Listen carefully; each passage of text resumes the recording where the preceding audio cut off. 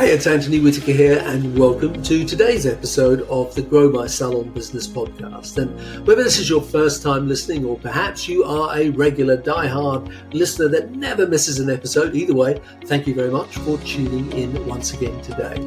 Every week I either bring a guest on the show, or I'll dive into a new idea or revisit the foundations of what I believe it takes to succeed in the salon industry today. We'll feature new startups and new ideas, as well as initiatives from established people and brands. So with all that said, on with today's show. Today is one of those episodes where I'm well and truly outside my comfort zone, but I'm also very excited because, well, I know I'm going to learn a lot in the process. The reason being that today we're going to be talking about all things ADHD, which every second hairdresser I meet seems to have been diagnosed with. And because so many hairdressers seem to be diagnosed with ADHD, I think it's something that we should all understand more, whether it's because you have it or perhaps one of your team members have it. Because either way, the more knowledge you have about anything, it's always going to be a good thing. Now, my guest today is Skye Waterson, who is a former academic turned coach and founder of an international ADHD support service called Unconventional Organisation. And she also has a podcast called the ADHD Skills Lab. So on today's podcast, we will give you a crash course in all things ADHD. So without further ado, welcome to the show, Skye Waterson. Thanks. It's really great to be here. Skye, it's fantastic to have you here. And I have to tell our audience that I'm talking to you. You're in Auckland, New Zealand. I think everyone knows that I'm based out of London, and I'm talking to you, and it's 4:00 in the morning for you. So I just want to say you won because, you know, that is serious commitment, okay, that you would get out of bed and talk to me on a podcast. Or I don't talk to anyone at 4:00. Okay? I'm clearly passionate about this topic. Thank you. You are clearly passionate about it. So thank you for being here. And, you know, this is a really interesting topic. I mean, obviously you're passionate about it. I jokingly said to you, you know, when I was a kid, no one had ADHD because they couldn't afford to. But these days, and I know actually that's not the truth, obviously I'm being cynical, that it actually had a different name. I didn't even realize that it was called a different thing when I was growing up.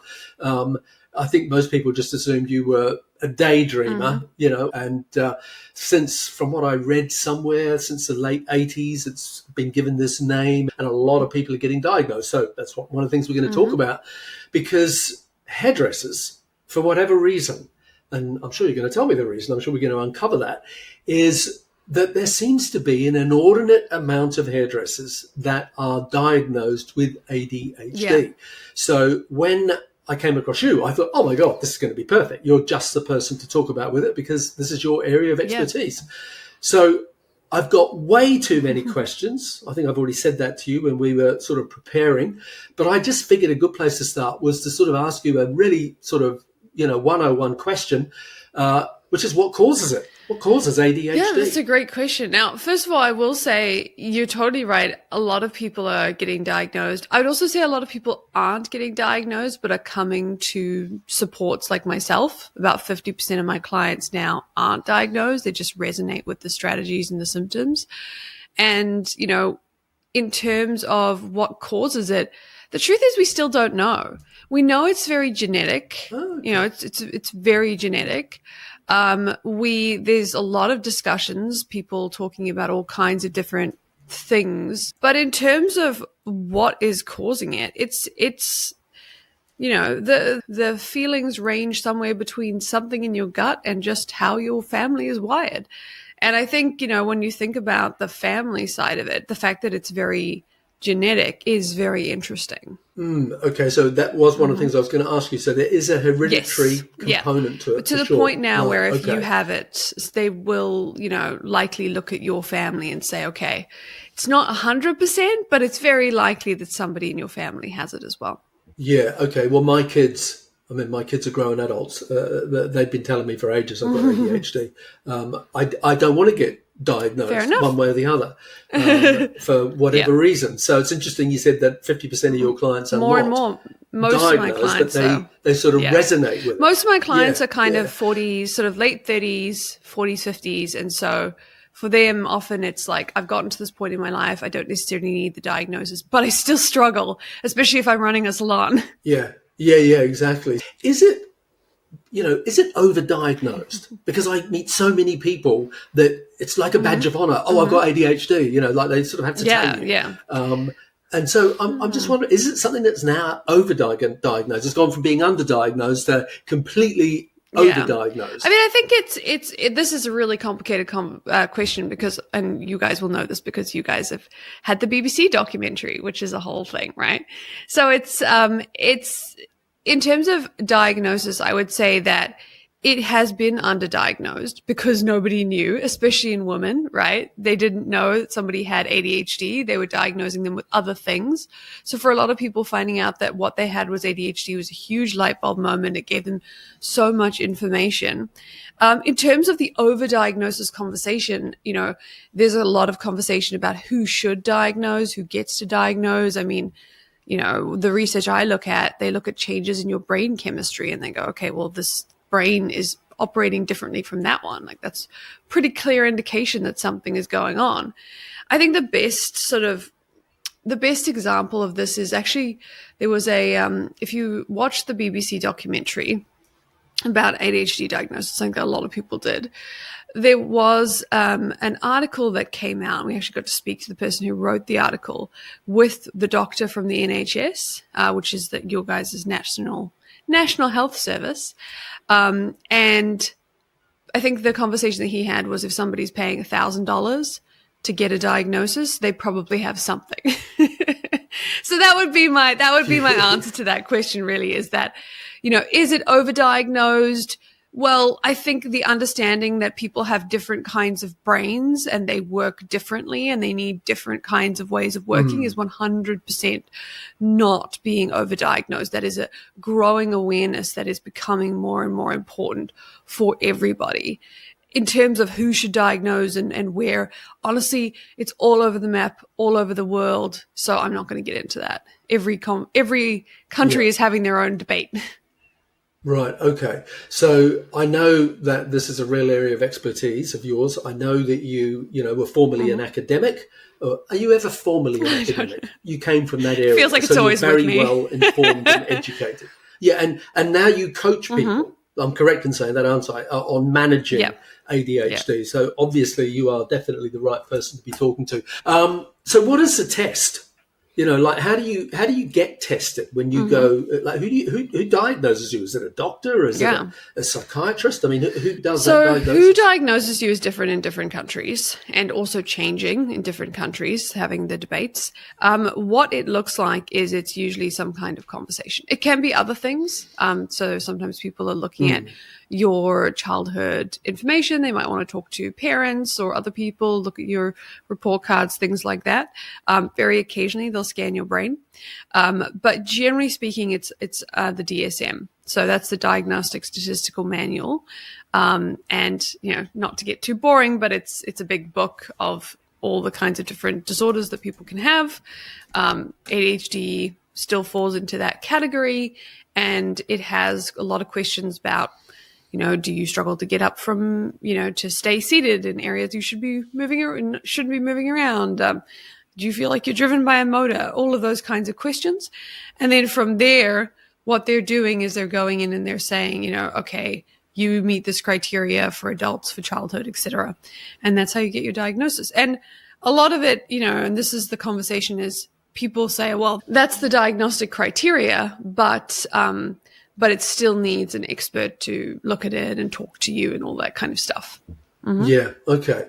Because I was wondering how much of it is influenced by dietary issues, sugar. I mean, you look at a lot of kids, and you'll see them, and you'll sort of go, they got ADHD. Do you know what I mean? Like, a lay person like me will go, they've obviously got ADHD, like wrongly so. And sometimes it's just too much red cordial or lack of boundaries, bad parenting, whatever it is, too much sugar. So is there any connection between that side of things with diet? It is funny. I get this question a lot, and this is the area where I am like, Don't ask me. This is not my area of expertise, because there are a lot of people who are really amazing ADHD nutritionists, and they talk about diet and the links. There is some research between the gut and ADHD. There's also a lot of controversy about that research. So yeah, I don't have an answer for you on that. Sorry, I work with business owners to manage their ADHD. Yeah. Okay. So you, I know you have ADHD. That's how you got into this area. I want to ask you a really stupid question. What does it feel like to have ADHD? If that's a stupid question. I do get this question. What does that feel like? I do get this question a lot, actually. So the way I best describe it is, if it's a Friday afternoon, you're feeling a little bit tired. Maybe you didn't get enough sleep last night. Everything's a little bit slow. It takes an extra minute. And then you decide, okay, well, to help me out, I'm going to have some coffee. And so you have coffee, but you have a little bit too much coffee. And so now you're like a little bit tired, a little bit distracted, also a little bit like jangled. That combination on a Friday afternoon is probably the closest to my experience of ADHD, which is combined types. So you can have inattentive, you can have hyperactive, or you can have combined. So that's how I would describe it for people. Right. Okay. Is it a spectrum? Like, can you just be a little bit ADHD and then at the other extreme be, oh my God, they're 10 That out of is 10? becoming more of a conversation. When you look at some academic articles now, you see conversations around subclinical symptoms of ADHD. It's one of the other reasons why, the people that work with me don't necessarily have a diagnosis, because there's more conversations that executive functioning struggles, which is the big reason that people come and work with me, is more of a broader conversation. It can be for a lot of different reasons, and you don't necessarily need to have clinical ADHD to benefit from that kind of strategy and support. Right. Okay. What's happening in the brain? I don't know a lot about the brain, but I think everybody would have heard the word dopamine. Yeah. So people get a little bit of an understanding about dopamine, and you get a hit of dopamine, and it keeps you addicted to whatever it is, etc. So, like, in layman's terms, like, what's going on in the brain that makes someone different? Can you talk? Yeah. So pretty much the way I like to describe it is, one of the things I teach is about when we should give ourselves rewards. And the reason for that is because when we look at the theory behind how dopamine works in the brain, what we're seeing is that people who have, ADHD, they don't seem to get a reward spike at the beginning of doing a task that's connected to the reward that they're going to get later. So they're not necessarily getting that same sort of level of reward boost, a big thumbs up from your brain, like, hey, you're doing admin. This sucks right now, but it's going to be amazing when you get it done, and you're going to go out and you're going to feel great. Your brain, if you have ADHD, just kind of looks at you and goes, admin? Really? That sucks. And then you finish it and it goes, yeah, thank goodness that's over. Should we go do something else? And that's kind of our brain. And so, in terms of how our dopamine is working, it's not being regulated, it's not being, transferred in the same way as other people. And what that means is we often struggle with a lack of dopamine stimulation, or it's in the wrong area and it's not doing what it's supposed to do, which is causing a lot of these struggles. Okay. I know that there's drugs. A lot of people go on medication. And I suppose that's one of the reasons why I wouldn't want to get diagnosed. For me personally, I love the way I live. And I'm a bit hyperactive sometimes. Maybe I have ADHD, maybe I don't. So what are the drugs? What are the drugs meant to do to you? Yeah. That's a good question. So I get this question a lot. I'm actually going to be talking with a psychiatrist pretty soon. But I personally am not medicated. I've never been medicated for ADHD. Just had some kids, decided not to be medicated, and then started this job, and I figured I should be as ADHD as possible in order to come up with strategies. But in terms of what it does, it has different effects. So, some of them, there's a lot of different medications that you can take for ADHD, really a lot, especially if you're talking about America, where they've got some of the biggest sort of range. So you could take things to kind of help you stay stimulated. You can take things that you might take for other, maybe more psychiatric struggles that you have that particularly help with ADHD. Usually when, there's the couple that people know of the most, but usually when you get diagnosed, people will put you on, Ritalin is kind of the one that people think of first, but, your psychiatrist will put you on something, and then they'll do what they call titrating. So they'll go, okay, let's adjust your medication. Let's see how it works. So often for people who get medicated for ADHD, I sort of describe it to them as a bit of a journey. It takes a while to get the diagnosis, takes a while to talk to the person. And then once you get there, it's not like they hand you one thing and they're like, you're done. It's actually a variety of different medications. Often it's a variety of different amounts, short release, long release, the whole thing, that you do. Yeah. So it's not necessarily something that, for some people it's great. The first one works amazing. But for a lot of people, it's a journey. Yeah. Yeah. Okay. What about the exercise side of it? I can imagine, I dabble with meditation over the years. I would have thought that might have been a really good thing. Is that sort of thing helpful? Not helpful? There is research into it. Like one of the pieces of research that I personally talk about a lot is they've done studies where they've had kids like run around before they do a test in the morning, and they found that, with ADHD, we have working memory struggles, and those working memory struggles are basically I can't believe I forgot my keys again. I can't believe I left the stove on again. All of those kinds of why does everything fall out of my brain the second someone hands it to me kind of struggles. They improved for the kids that were given the ability to run around the field before they did the test. So there is research, and we see it in other spaces and other things, that these kinds of things like movement, exercise particularly, is very helpful. And it's actually something I recommend people do in the mornings if they can. It doesn't have to be exercise, but just some kind of movement to wake your brain up and get it going. Sure. Okay.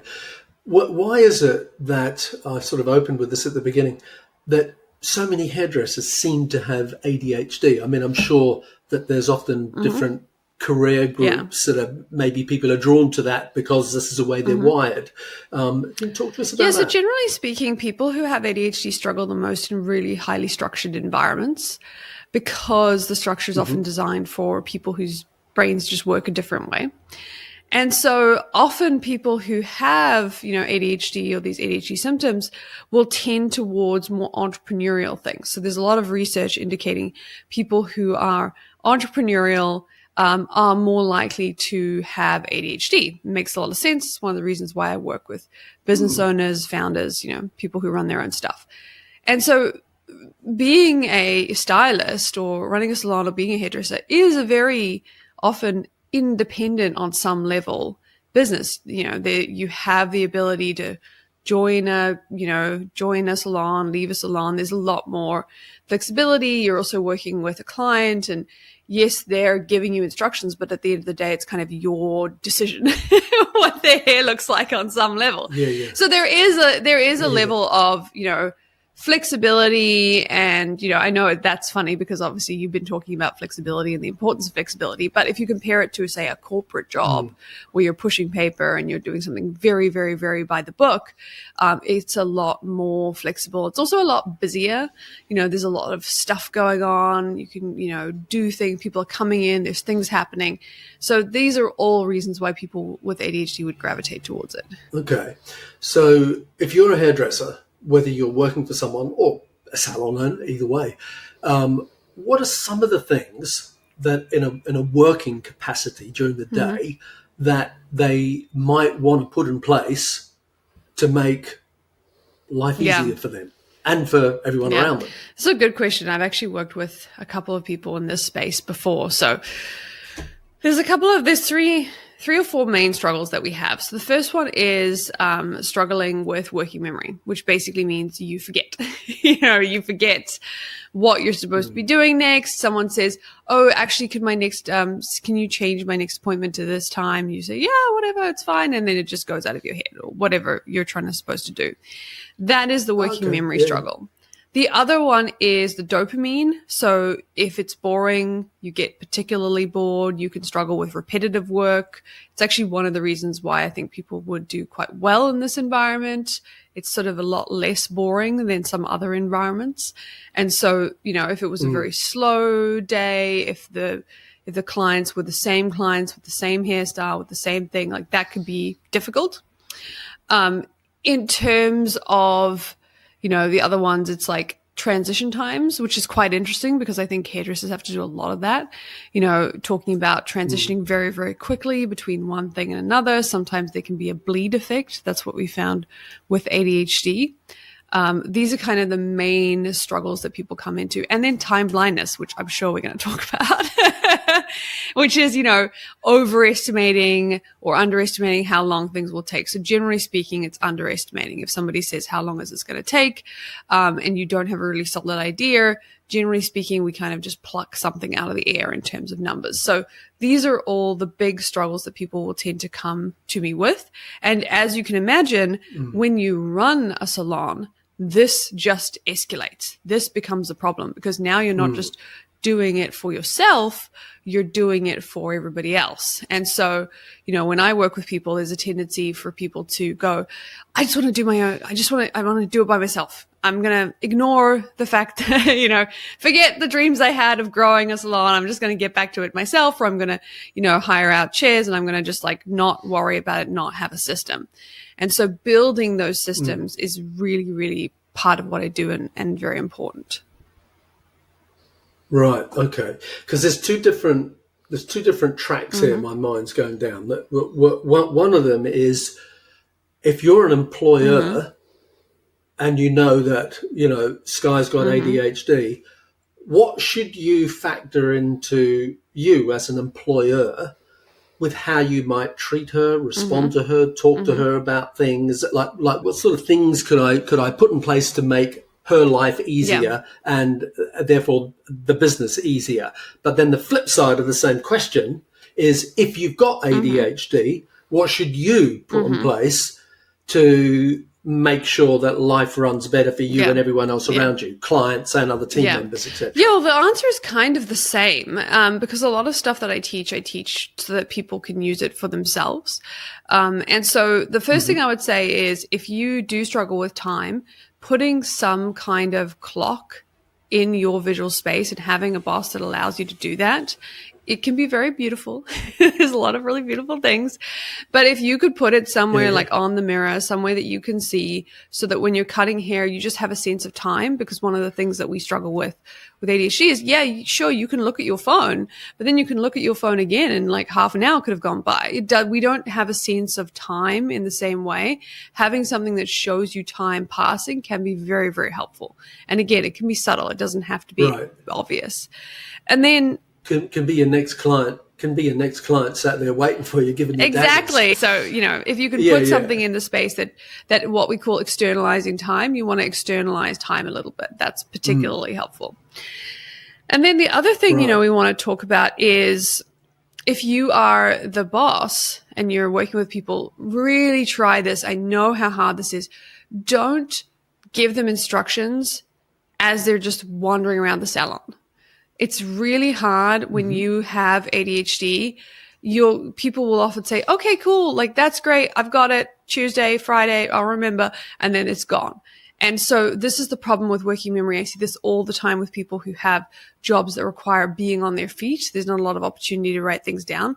I actually have a 2-minute focus filter because it's that fast that I give away. You guys can message me on Unconventional Organisation on Instagram and I will give it to you. So that helps. But if you want to go ahead and, help your people with this, I would say try and make sure that you write things down or send it to them or do something. Keep a paper trail. Don't just say it across the salon and expect them to remember it, because unfortunately that's not likely to be the case. Okay. So, I'm sort of thinking about hairdressing industry. There's appointments. There's a lot of change, client every 30 minutes, 45 minutes, 60 minutes, whatever it is, depending on the sort of work you do.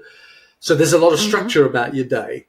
There's certain rituals that you do, consultation, shampoo, styling chair, reception desk. I would have thought all that sort of stuff was actually good for someone that had ADHD, because it makes them sort of fit in, as opposed to just being someone who can float around and just do whatever they want whenever they want. Have I got that wrong? No, you're 100% correct. This is the thing about ADHD that's quite interesting is I hear it from my clients all the time. We need the structure. We like the structure. And we hate the structure. Yeah. It's both. Okay, that makes sense. And so when we talk about, you didn't use the word, but I know what the word is. I've heard you use it on a podcast somewhere. Neurodivergent. Yeah. It's become a very popular term, that people are using a lot. And neurodivergent encompasses ADHD, but encompasses a lot of other things as well. Have I got that right? Yes, have I got that correct? It's an umbrella term. Right, okay. And I've forgotten what I was going to ask you about that. Working memory. This is the thing. Yeah, there you go. Oh, my God. I fell into that, didn't I? Yeah, there goes the working memory. Right, okay. All right, so let me come at this from another way, because in so many cases, people look at having ADHD as, oh, my gosh, you've got ADHD.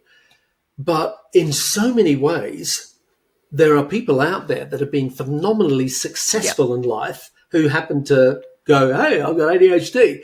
So what is the upside?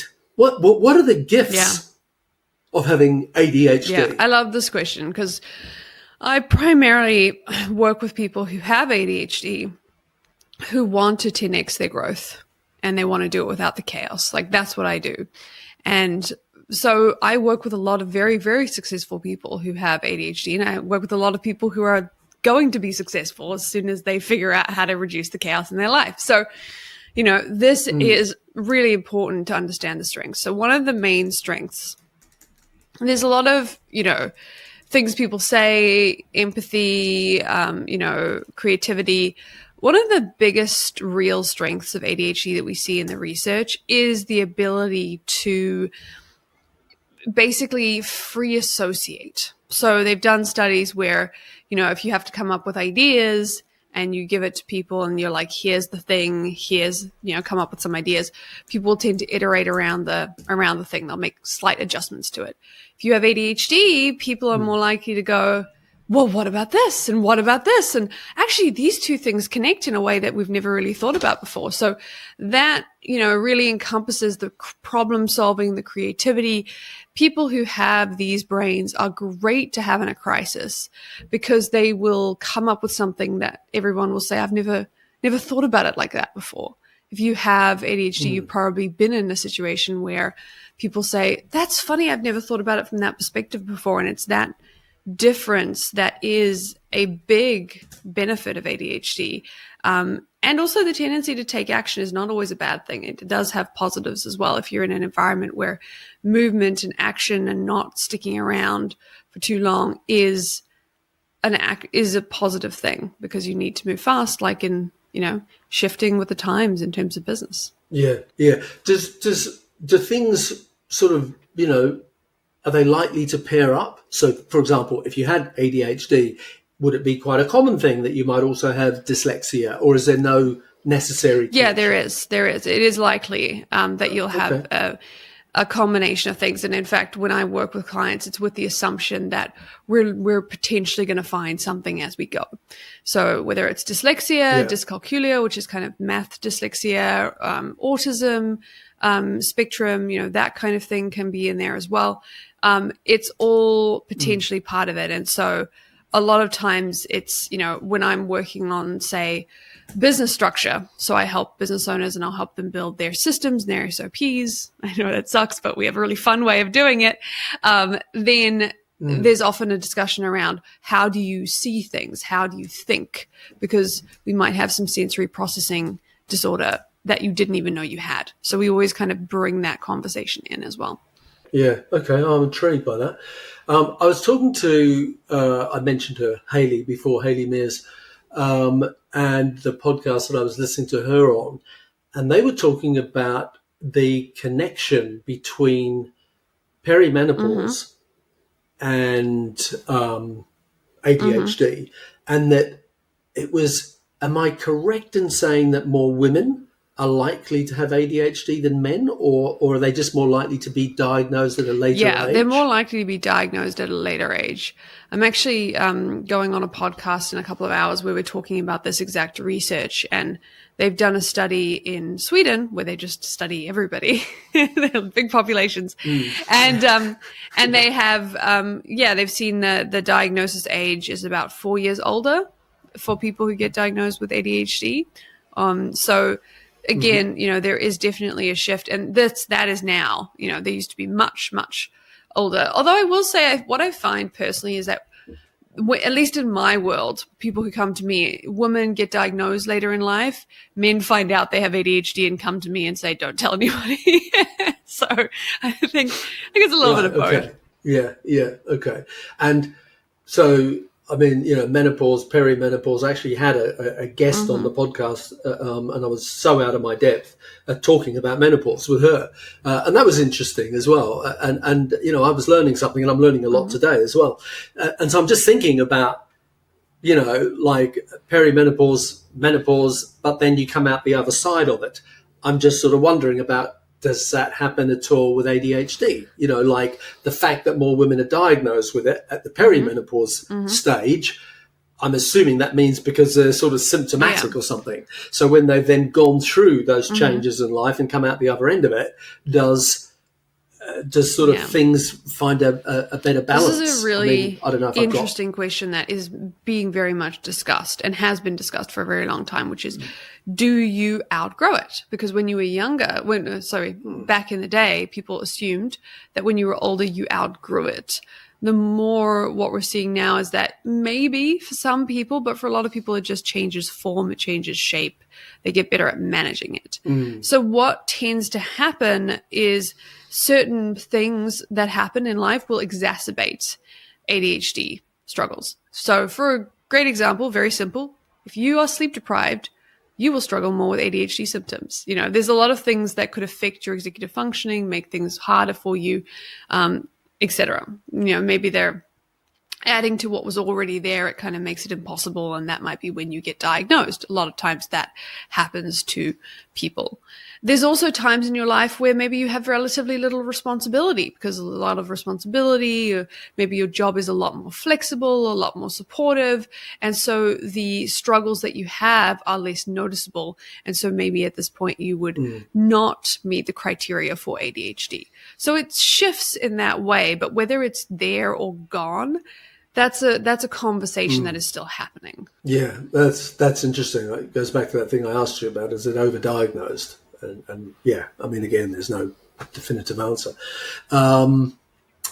You used the term time blindness, and we spoke about, the hairdresser typically, just losing track of time, and it's helpful to have a physical clock or, something that makes them sort of focus on that.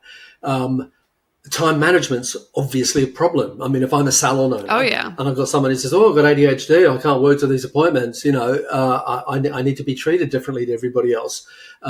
That could create a problem for clients. It could create a problem for the business, for salon owners, and obviously, therefore, the stylist. Aside from that tip that you said about, if you've got a clock that you can see the time, that makes you more like aware of time passing.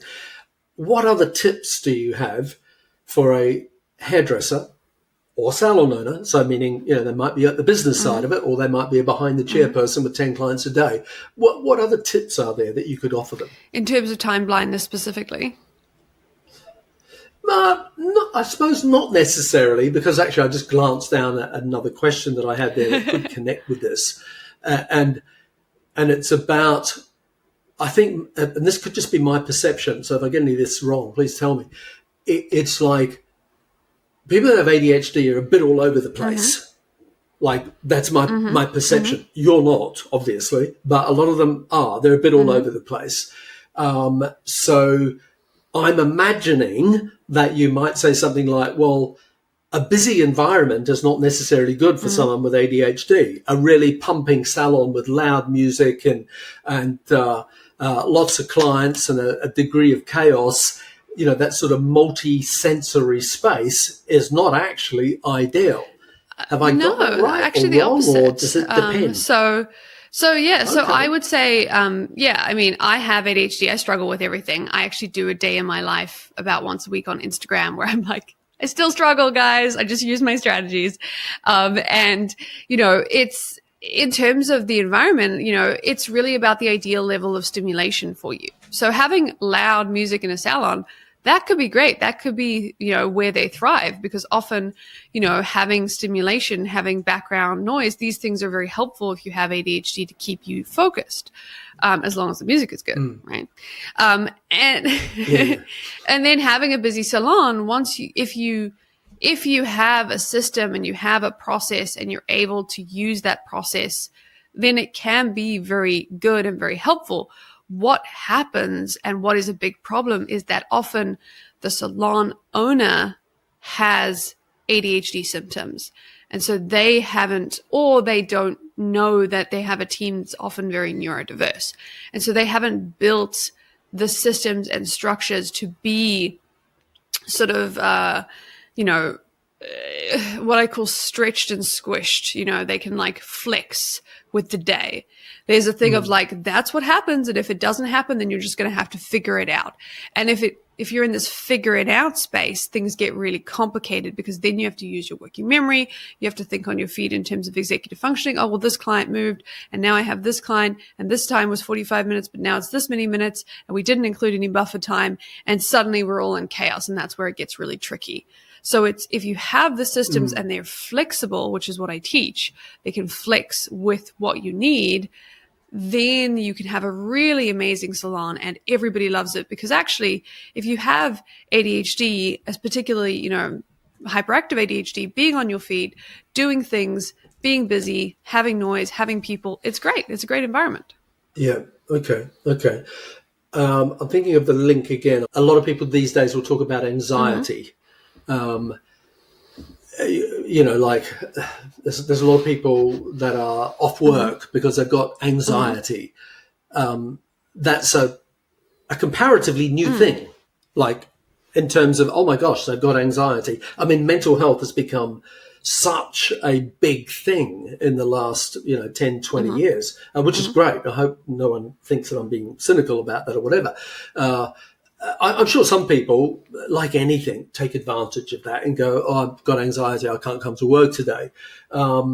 Is there a link between being more anxious and having anxiety and ADHD? Is there a clear sort of... This is a good question. So there's a couple of pieces here. So often people who, particularly women, can get diagnosed with anxiety before they get diagnosed with ADHD. That was more common. I can't tell you what it is now.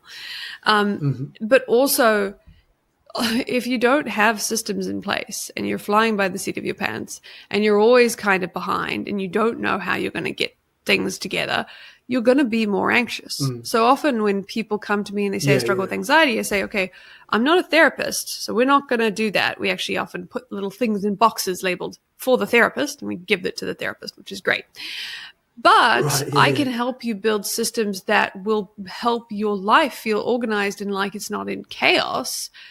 And that will reduce your anxiety. And if you're a business owner, then you can grow your revenue, grow your profit margins, which again reduces your anxiety. So anxiety is a complicated topic. There's a lot of pieces that go into it. Yeah. So before we wrap up, you are a coach. So imagine you're a coach for people with ADHD. Yeah. So imagine I'm a business owner now. I'm a salon owner, and I'm very aware that I've got ADHD, diagnosed, undiagnosed, whatever. And maybe I don't want to be medicated, or maybe I do. I don't know. Yeah. I don't, one way or the other. I'm trying to get to, what does that process look like of working with a coach? Like, because some people will go, I don't want medication, but I want to learn how to handle this better.